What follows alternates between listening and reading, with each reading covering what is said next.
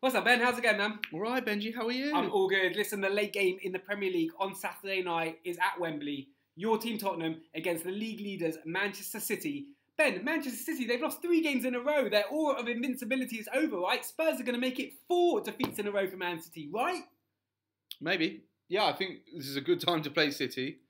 I think Spurs have lucked out. United have helped Spurs a little bit by winning last week. There's no guard of honour. I mean, you could say City could have won the league and then they'd have nothing to play for. That would be good for Spurs. But really, do Spurs have a great deal to play for? They look like they've locked down the top 4, so they're playing for second. I think both sides are playing for places that, they've basically secured. City won the league. Spurs will finish in the top 4, just depends where. So just have a quick look here at the league table, just to make sure everyone gets it. Man City top of the table, 84 points. Listen, they might have had a bit of a wobble, but they're still a shoe-in, a lock for this Premier League title. And Tottenham, yeah, they've got a 10-point gap now over Chelsea. Obviously, you beat them the other week, a few weeks ago at Stamford Bridge. Yeah, I think Spurs are really only looking up anyway.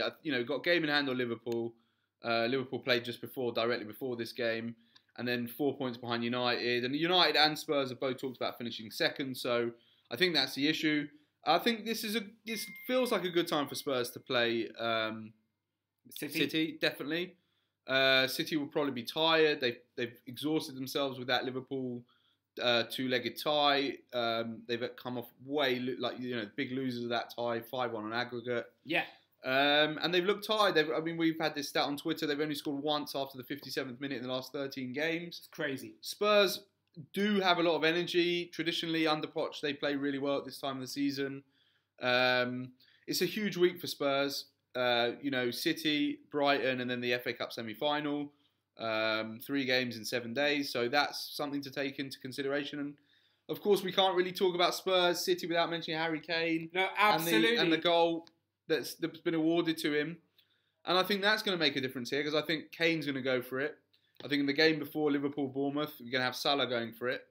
And I think this should just be a good game because Spurs will basically want to prove that they can live with City because I think the first game was a bit of a whitewash. 4-1. It was Spurs haven't lost away since then. I think that was a kind of bucked up Tottenham's ideas. There were some nasty tackles in that game as well. Dele Alli on De Bruyne specifically. So yeah, I think this has got all the makings of a good game. The question is I think we know that Spurs will play very powerful, a lot of pressing. They've really responded well to Wembley. Son's played excellent at Wembley for the last few months. So which City will turn up? The City of the first half against United, and the first half against City. Liverpool. First half against Liverpool, or the side that's looked tired in the second half. So it'll be interesting how Pep goes, whether there'll be changes or how they'll line up. Well, here are the lineups that we predicted. There will be one definite big change for Manchester City, which is in the holding defensive midfield role. Enforcer Fernandinho, he starts the first of a 2-game ban, which is he's picked up for picking 10 yellows in the season. We're going to say Gundogan's going to come in. I think that seems likely. Yeah, I mean, the only other alternative is Yaya Toure, unlikely, although how many more times is City fans going to see him before he leaves the club at the end of the season? At the back, I mean, once again, no room for John Stones is what we're saying. We've got Laporte playing at left back, but that could change. It could be Fabian Delph. It could be Zinchenko. I know he hasn't played for a bit, but because I think they want more energy, fresh players up. Kyle Walker's first game back. I mean, how are you feeling about that then? Well, I think most Spurs fans and probably the players are just glad they don't have to give him a guard of honour. I think I wouldn't be surprised if he got booed because I think he did leave in a little bit of a cloud, but he might also he'd probably get a good reception because he hasn't quite won the league yet, and I don't think he's not going to rub Spurs' nose in it and the fact that they've won the title. But it'll be interesting how he plays because he'll be up against Son. Walker's looked a little bit dodgy recently. For England, actually, he played a lot better. Yeah. In the right centre back position. So this will be a big test for him. I guess the question is also how much Spurs can have the ball, because obviously City dominate possession. Both teams dominate possession when they play generally.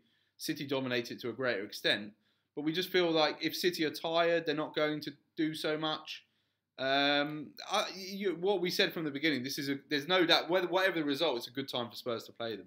A couple of Spurs updates as well. Today, on Thursday, we found out that Danny Rose, he'll be out of the game. It will mean that Ben Davies, he's a lock at left back. I've got a few questions over for you, Ben, in general about Spurs and their defence. The first one is Hugo Lloris. I've seen him make a load of clangers in the past few weeks. I'm a bit nervous about him. I'm wondering how you feel. And secondly, Toby Alderweireld. We didn't have him in our team again. Yeah. I mean, what does it mean if Alderweireld's not involved this weekend again against Manchester City? Right. Well, on Lloris made obviously a big mistake at Chelsea, big mistake at Stoke. I still believe he's a world-class goalie. I think he's probably the highest level goalie Spurs could get. And I think he's been very loyal to Spurs. So I think Spurs should be loyal to him for the foreseeable future. Plus, he's not that old for a goalie. And he's the captain. I think you can make 2 mistakes. I think the one at Stoke was unlucky. I think the one at Chelsea can happen to a goalie. He's not as good as De Gea. This season he's not been as good as Ederson, so this is kind of a good comparison. But you're still confident. I still think he's a very good goalie. He's made some very good saves. Also, you can't, I'm not saying it counts for everything, but the experience he's built up. He's played 200 Premier League games. That was last week at Stoke. I just think he's a class act as well. And I think there's a lot you don't know. Lloris, we know, is not great at kicking. We know that, but he's a brilliant shot stopper. And I think the minute he starts letting in weak goals, like he did actually against Chelsea at home, but has not done it consistently. I think when he starts letting consistently weak goals in, which he should be saving, then I think we've got a problem. If his issues with crossing and the feet, well, that can happen. And Toby Alderweireld? Toby Alderweireld, I think, is leaving. But, Poch said today, why are we talking about a player? We've been on a 13-game winning run. Why are we talking about a player that's not in the team? I feel bad for Toby, actually. I mean, as much as you can feel bad for a really well-paid professional footballer. Because I think he's been a bit unlucky. Obviously, been unlucky with injury. He's been unlucky that Davinson Sanchez has played so well. And Vertonghen's played well. Probably the best defender in the Premier League this season. And ultimately, he just wants a pay deal, which I think we all would do if, you win a job opportunity and you knew you could get better money elsewhere. He was brilliant last season as well. No, he is a fantastic player. He should be in the team. That's the truth. Yeah. I believe that he's not in the team because of form, but I think the contract situation doesn't help, and I think Spurs will sell him because if he wants 180 grand, which is a reported request, it means everybody in the side has to get 180 grand. Even though Spurs have improved their revenue and their profits, etc., and the new stadium, I still think that's a step too far. Apparently, Spurs have offered 130 grand, which to me and you sounds like a windfall. Cash, yeah. But to him, he's probably thinking, look, I can go to PSG, Chelsea, wherever, and get 200, 250 potentially. And he deserves it as well. So it's very similar to Walker. These guys come to the end of their towards the end of the career. I mean, he's still quite young. And they think they need, that big payday. And you can't really blame them. But again, this is the wonder of Poch because the minute he came off in that Real Madrid game, the home game, which won 3-1, it was like, oh dear, we've lost Toby Alderweireld, our best defender. And now we've just, gone on a Premier League record winning run without him. And it doesn't look like we need him. No, and it hasn't affected the squad. You get the feeling that the squad are largely behind Pochettino's decision to freeze out Alderweireld for whatever reason that's happening right now. But I also, sorry to cut you off, but I wouldn't be surprised if this happens a lot. As in one player a season at Spurs. Because of the age of the group as well. You've got to remember that Poch's style of play means a lot of these guys, they've got to...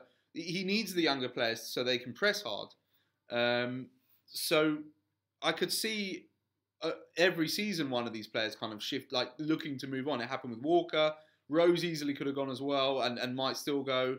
Alderweireld will probably be the one to go this year. And over the next decade as well, they've got to pay back a large chunk of the stadium. And look, if you can get 40 to 60 million pounds for each of Alderweireld and Rose. Yeah, you paid a lot of the stadium and not actually affected the first team squad. Especially as you've got, looking quite deep. You've got Carl Walker-Peters who can play fullback. You've got Cameron Carter-Vickers who's done well at Ipswich this year, and before that Sheffield United. And plus Spurs can go and buy a delight from Ajax for 50 odd million and not really, maybe recoup the money, but not really lose anything in terms of quality in the squad. And you can see this happening quite often. Absolutely. Okay, let's return to our game though at hand this weekend. Spurs versus Manchester City. Ben, give us your prediction. What do you think is going to happen? I'll go 2-2 because it's a scoreline I like, but I think Spurs have a very good chance of winning. And obviously City do as well. But I think Spurs will dominate this game more than... Well, I think it will be the opposite to the 4-1 where City were...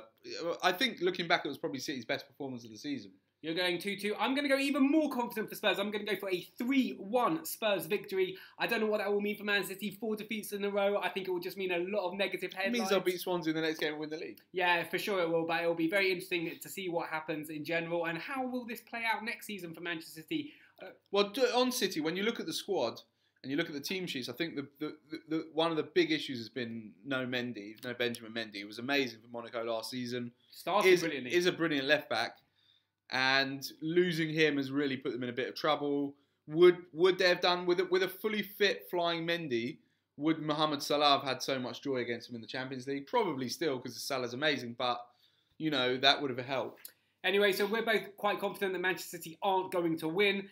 Which means they probably will. Yeah, what do you think below? Let us know where we've gone wrong in the comments below and hit subscribe.